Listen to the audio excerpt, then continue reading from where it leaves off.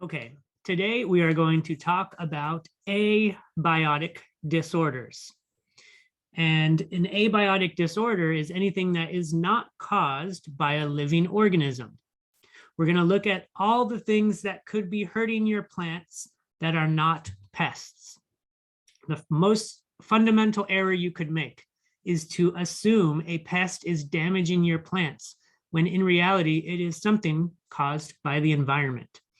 So today we're going to go over the various types of disorders that could be caused by abiotic factors or non-pest factors. So here we go with this week's lecture on abiotic plant disorders. An abiotic disorder is a plant problem caused by the environmental conditions or by other non-living factors. Some examples of these are a water deficit or a water excess, an aeration deficit caused by compaction or poor drainage in the soil, nutrient deficiencies and an imbalanced pH in the soil, salinity, temperature and light damage, herbicide damage, mechanical injuries. And finally, it's important to remember as we go through this entire talk that disorders develop in unhealthy plants. So the primary strategy is always to have a healthy plant. A healthy plant can fight off any sort of disorder, whether it's an abiotic or pest-caused disorder. And the key to integrated pest management is to promote healthy plant growth and then only intervene when necessary. So how do we prevent abiotic disorders? There's several methods in order to make sure we have the healthiest plants possible and that our plants are not going to be prone or susceptible to disease unnecessarily. And the first step is to make sure you know what plants you have. Be able to identify the species of the plant and the growing conditions and cultural practices to which it is adapted. We see the image here of a row of trees. Now, one may look at these trees and say, uh-oh, I've got a disease. I identify chlorosis in all of my leaves on these trees. However, this tree species may be deciduous. Maybe it drops its leaves in the fall, and you actually don't have a problem at all, but what you're seeing is just a natural behavior of the plant through the seasons. If you didn't know that the tree was deciduous, you may be thinking that you've got some sort of disease in your plant and then break out the spray and you would be doing no good. Remember in our textbook toward the end, there is a problem-solving guide and it goes plant by plant, more specifically genus by genus, and it helps to identify some of the common disorders, abiotic and pest-caused, and help you identify the signs and the symptoms. So that's a great resource to consult if you've never worked with that plant before. So let's talk about healthy plants. Remember, we want to always select the right type of plant for that particular place. So the image on the right-hand side shows full sun plants. More importantly, they're all in the same hydro zone. They have the same water requirements, and they look to be Mediterranean type perennial herbs. So you'll be watering them the same amount and they'll have the same environmental conditions. And they do well in those conditions. If you had them in full shade mixed with other types of plants, they would be weakened and they would be susceptible to disease. Now let's contrast that with the image on the bottom left. That is a shade woodland type garden where we also have perennial herbs, but you can tell that they are not drought tolerant. They have a higher water requirement due to the large leaf, and that they grow best in shade.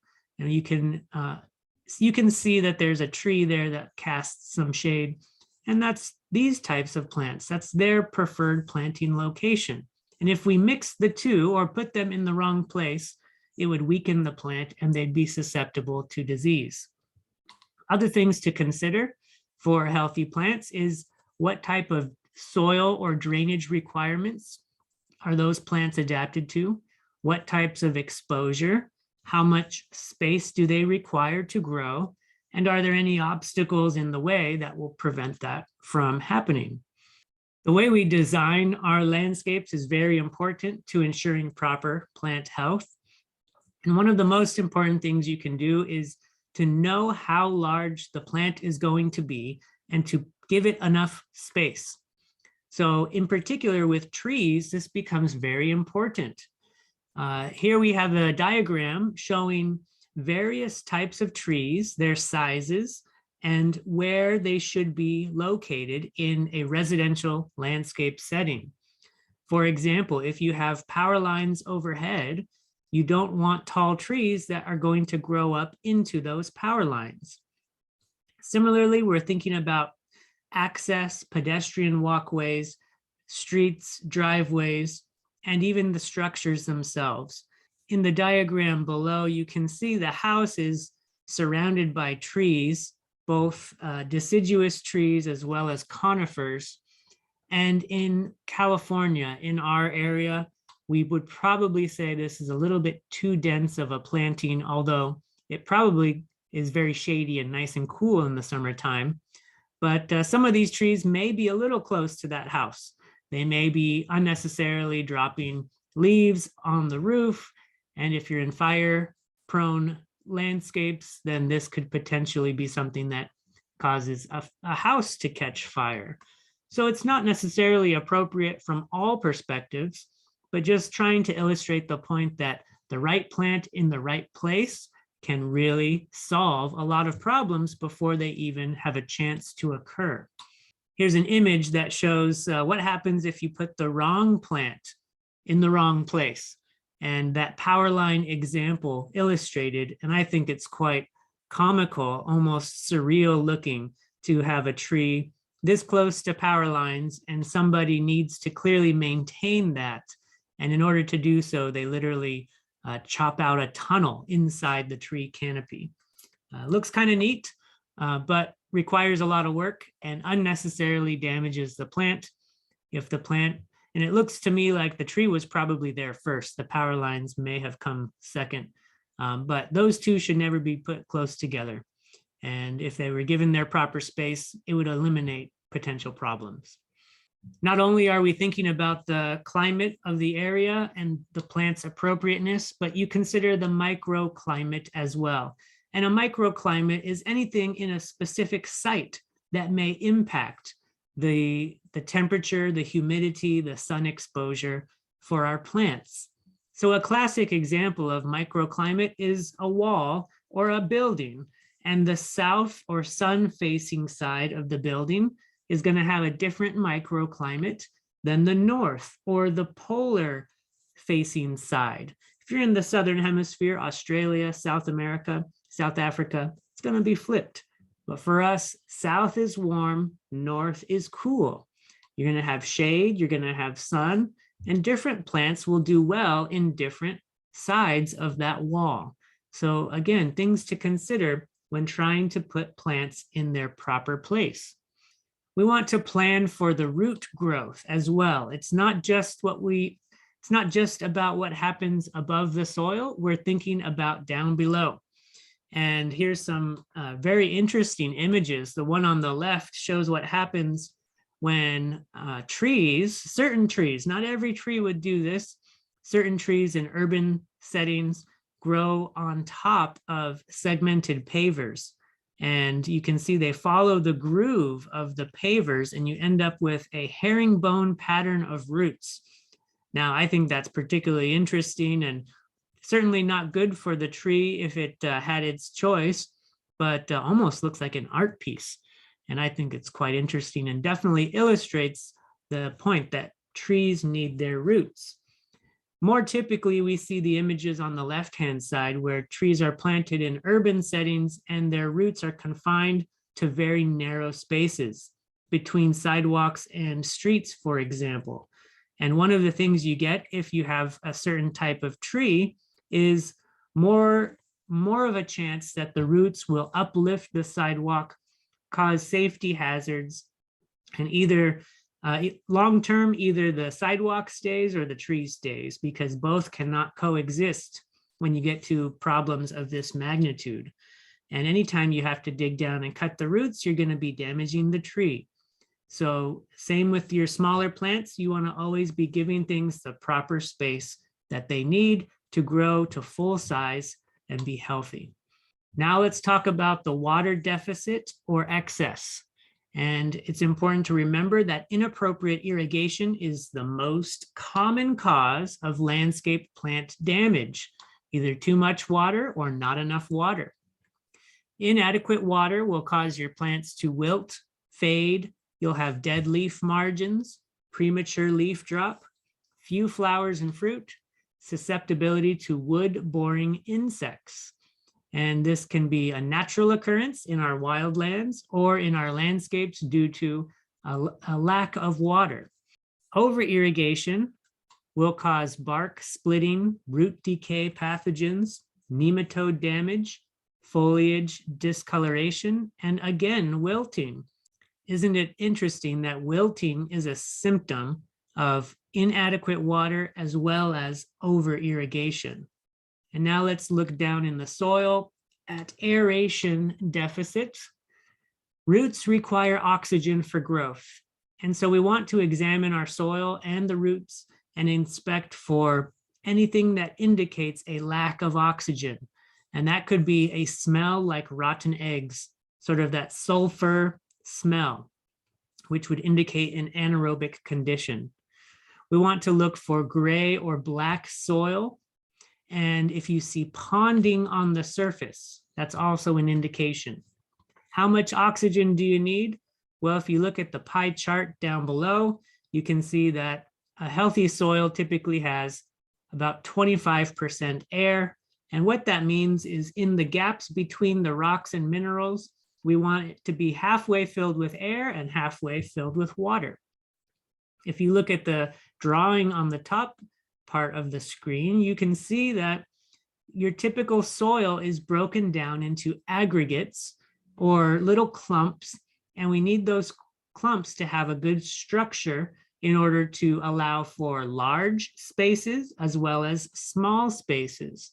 The large spaces is where the air is held, and the small spaces is where the water infiltrates into. And a healthy balance of organic matter mixed into your soils will help to form the proper size aggregates and allow for good air and water penetration. A problem that is associated with an aeration deficit is compaction. If your soil is compacted too much, you lack the pore spaces, those gaps in the soil. And when you do that, you can have several problems. First of all, you won't have enough water in your soil, and it will tend to run off instead of infiltrate. The other thing is you will have challenges with your roots penetrating down to the soil. And here again, we have some very startling images that show a tree that has fallen over and it has taken the lawn with it. Such a sight to see. And notice how in the image on the left-hand side, it even kind of went through the fire hydrant, the municipal fire hydrant. So what caused this problem? Well, first of all, it was caused probably by wind and a storm. However, what made the tree weak and able to be blown over was what was going on down in the soil. And anytime you see a tree fall over like this, if you've got a chance to safely get close and inspect, I encourage you to do so, because you can learn a lot about the soil down below a tree. How deep were those roots going? How compacted is that soil? And in this example, you can see that the soil appears to be very level below the area where the grass was lifted. And there are many causes for this. One is in an urban setting, our soils often are compacted in order for construction, in order to build on top of, the soil is compacted. And maybe there was at one point good topsoil or organic matter mixed in, but that gets kind of scraped away when you do construction. And so many landscapes are over compacted. Related to that is the watering practice of having a lawn. So the turf grass, they may have only irrigated for the top 6 to 12 inches of soil and what was required to keep your grass green. However, you never get water that goes deeper. And so the roots won't go where there is no water. And if the water only ever stays on top, then the roots will only ever stay on top. And you find yourself with a weak tree that is susceptible to blowing over in the wind. Both of these things are important things to pay attention to because they're the opposite of what we want for a strong, healthy tree. Related to compaction is poor drainage. And it may not necessarily be compaction, but you may have certain soil textures or structures that drain less well than others. And so you can test this with a simple test. You fill a hole of known depth with a volume of known water, and you time it to see how quickly the water infiltrates. And you do it a couple times to make sure that you're not just losing the water to dry soil, but you want it to go into, a moderately wet soil.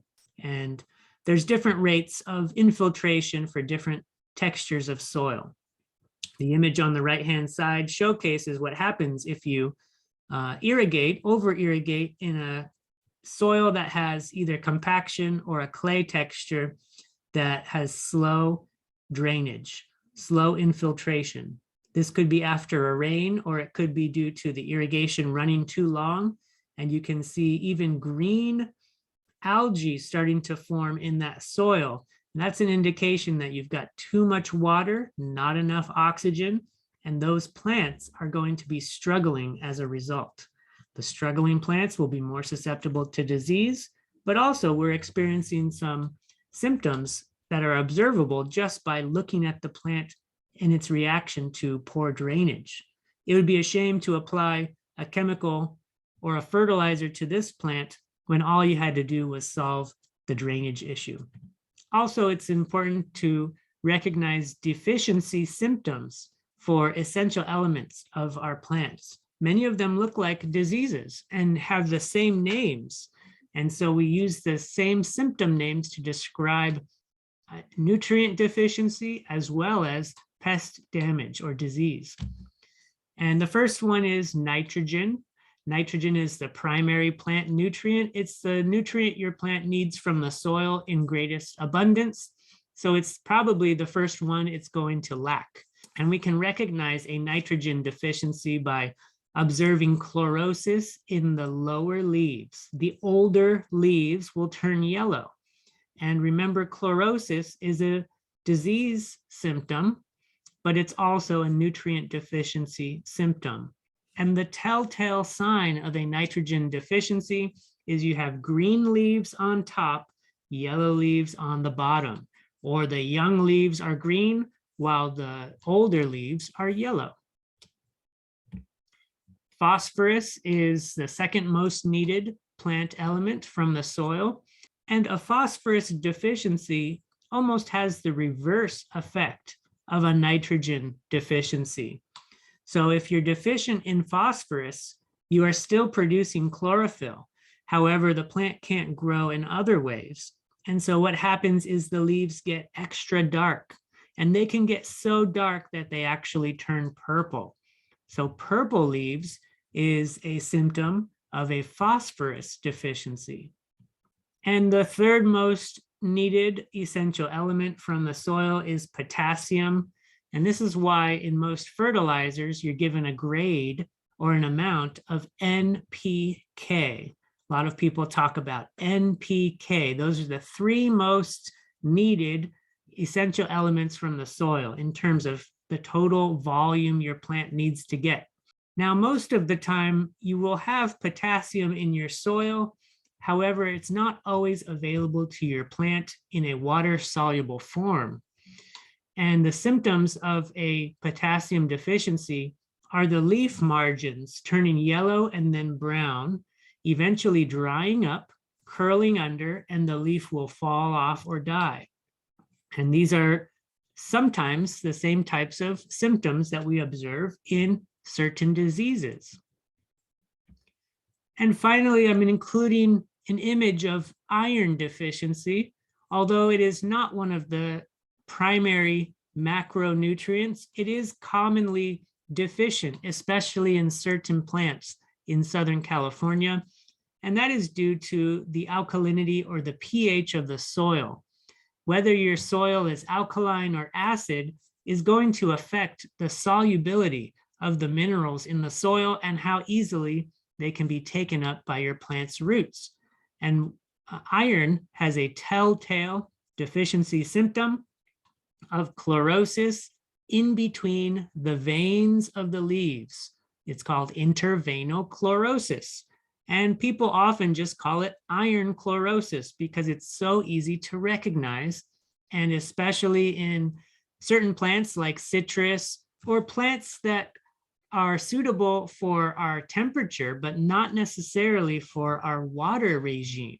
For example, citrus is a subtropical fruit tree, and it is adapted to receive its water or irrigation in the summertime.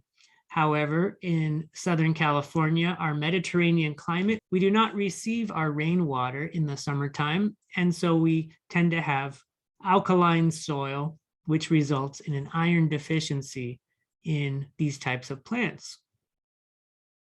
All in all, it's important to be able to recognize these and other nutrient deficiencies so that way you can know whether you're dealing with an abiotic disorder or with something that truly is hurting your plant. And here we see a chart that shows a conceptual amount of each essential element and how it relates to pH. An imbalanced pH will inhibit plant nutrient uptake. And if we look the top three, NPK, we can see that the band is widest in the middle of the pH scale, right around 7. Somewhere between 6.5 and 7.5 is a good pH to absorb the majority of your minerals. Typically, in strongly acid soils, your macronutrients will be deficient, and in strongly alkaline soils, your micronutrients will be deficient, which includes iron. And so the overall best soil is somewhere between 6.5 and 7, and different plants, different crops are tolerant of a different range of soil pH. Now let's talk about salinity in the soil. Excess salt. And when we say salt in this case, we're talking about sodium, even though there are other things that are considered salt. In fact, all of your minerals taken up in the soil, they're ionic bonds, and an ionic bond is something that will dissolve in water and therefore is in the form of a salt, kind of a chemistry term. But most people call salt the stuff on your table that you put on your food, and that's sodium. So sodium is found in dry soils. Excess salts can be found in fertilizers, low quality irrigation water if it has traveled a long way and had a lot of evaporation, which our municipal water in San Diego typically has. Ocean spray can carry salt for several hundred feet. Or road de-icing. When you salt the road in the wintertime to eliminate the snow, that salt will run off the roads and go into our landscape. All of those things can hurt your plants. And the symptom of damage from salinity is that you have foliage discoloring and then dying in the margins and stunted plant growth. So everything we see below is an example of salt burn or damage from salinity. And certain plants are more susceptible than this to others. There's actually even a group of plants that are salt tolerant. They're known as halophytes, and they're the plants that naturally are found in intertidal zones, growing next to the coast, or even in certain dry land riparian habitats that tend to have a little bit of salinity in your freshwater ecosystems. A lot of California native plants are more salt tolerant than some of our fruit trees, or other temperate and tropical species. And next we have chemical damage. So this is an irony where the attempt to solve the problem may cause a problem in another plant. If you improperly apply fertilizers or pesticides, you can cause something that looks like a disease. And wouldn't it be a shame that applying a pesticide causes something that causes you to apply more pesticide in response? But too much improper application can result in yellow or brown spots on the leaves, chlorosis or necrosis on the leaves, leaf curling and stunting, or leaf drop. And we can observe these types of things in all kinds of plants, landscape plants, food plants, or even on a lawn type setting. And if you don't know how to recognize it properly, and if you're not aware of the typical maintenance practices, you may be quick to assume you've got a disease when really you've got chemical damage. Cold temperatures additionally can cause problems, especially in our climate when we grow things that are used to having no cold temperatures.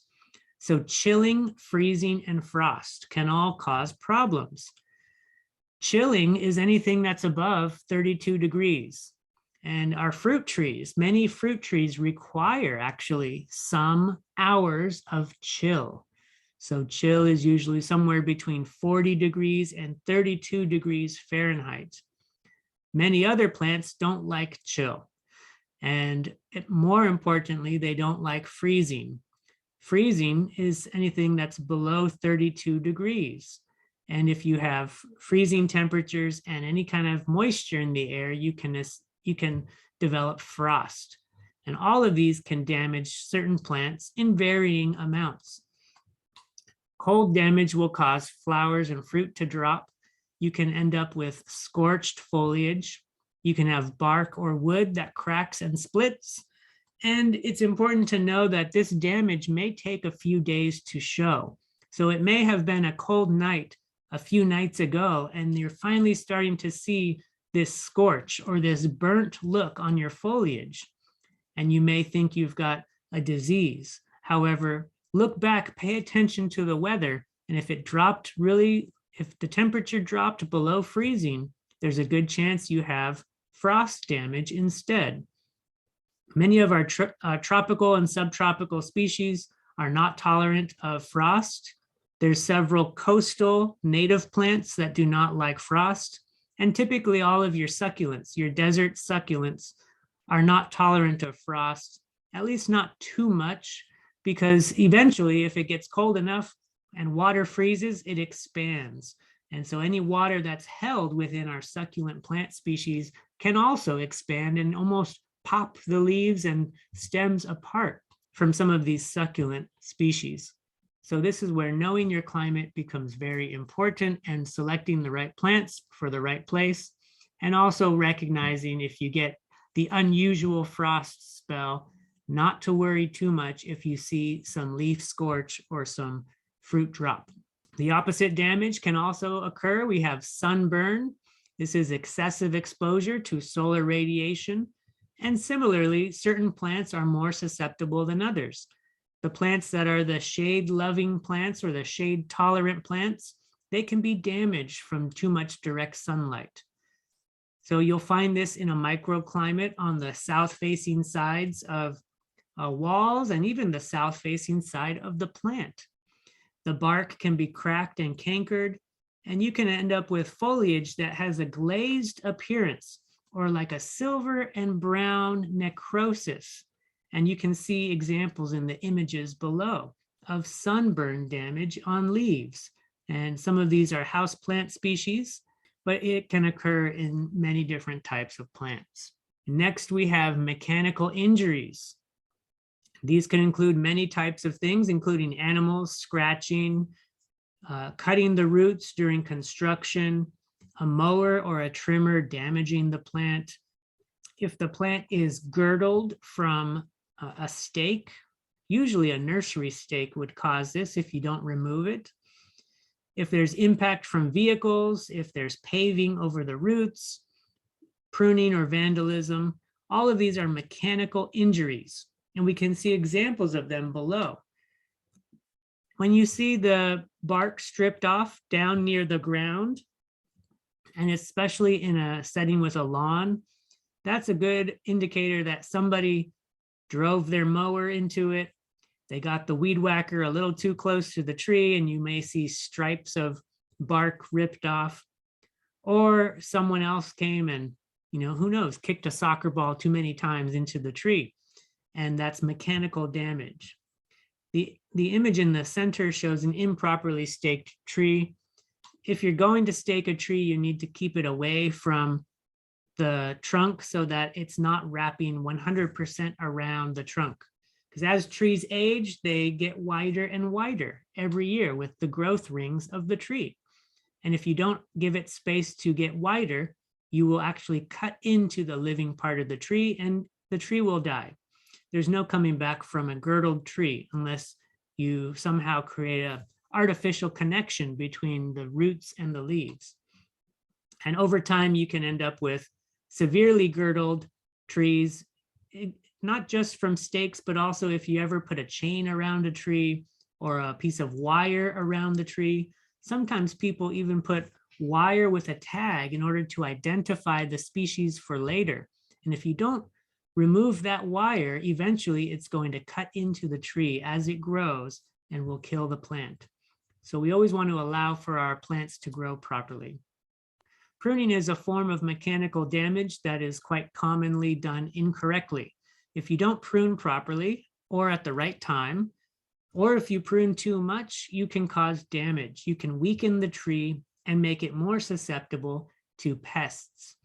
Many pests will be attracted to a fresh wound on a plant. And when you prune a plant, you are wounding that plant. And so if you need to prune, then you should do so in a way that will allow the wound to compartmentalize as fast as possible and not lead to future breaking or damage. So proper pruning cuts are important. And a quick lesson is you want to prune at the top of a collar on a woody tree or shrub.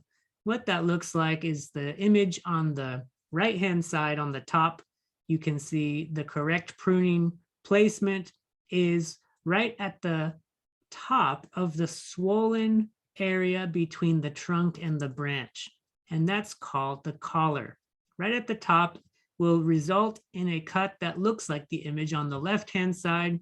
And you can see that the tree relatively rapidly will compartmentalize and grow over the wound. If you don't cut at the top of the collar and you leave a stub, then it's going to be difficult for that tree to compartmentalize the wound. It'll leave it open for pest attack. Or worse, if you cut the collar off, then the tree will have no ability to heal that up ever. And so you will severely weaken the tree. Additionally, you want to prune when the tree is dormant, or usually in the wintertime when there's less solar radiation and the tree is growing less. And depending on the plant, it may be deciduous at that time. That's a great time to prune, or it may have leaves. But we're wanting to think about how the plant is using its energy reserves. The graph on the bottom shows the months of the year, and it shows a line that represents the relative amounts of food or sugar that the plant is using to stay alive. And if you prune at the wrong time, you can weaken the plant right when it needs to put its energy toward other things, toward fruit, toward reproduction, or toward surviving the winter. And so you want to make sure you're pruning at the proper time, usually during the dormant season is best. And finally, we have wind damage. Wind damage can cause all sorts of things. It's usually quite obvious, but it can include a broken plant, something that falls over. It could also include something more minor like wilted or desiccated leaves. And wilting is a sign of other things, but if it has been windy and you have desiccation or wilting, it's good to know about that.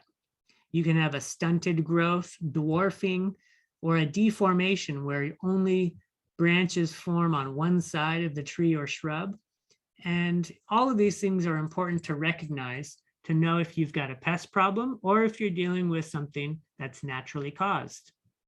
So there we go with just an overview of some of the general categories of abiotic disorders and why it is important to recognize them in the first place. It would be such a shame that you run out and apply chemical fertilizer to something that didn't even have a pest problem. And not only are you doing no good, but you can be causing other disorders just by applying the wrong thing to the wrong plant. How do you know if you've got an abiotic disorder or a plant pest if some of the symptoms are similar? Well, remember that a pest problem will usually appear gradually and get worse over time as the pest population grows and as the pest damage continues to get worse. So if you see the problem occur and get worse over time, it is probably due to a biotic factor or a living factor, a pest, for example. If the problem happened one time and it is severe and doesn't get worse, it just happens once and it's done, then that's usually more of an indication that you have an abiotic factor. And it could be from even 15 minutes of overexposure to sunlight or an occurrence that happened that caused a break on a plant's branches or leaves. And it would be either a one-time thing or something that occurs and won't get worse. That's usually an indication of an abiotic factor. However, when you're going in the IPM process and you're trying to identify your pests, before you jump to conclusions, just keep it in the back of your mind that you want to check for abiotic factors to verify that it truly is a pest causing these problems. And keep in mind that we're always trying to aim for healthiest plant possible, because that's going to mean the strongest plant to resist the most number of potential disorders. And if we get that healthy plant, then we eliminate the need to worry at all.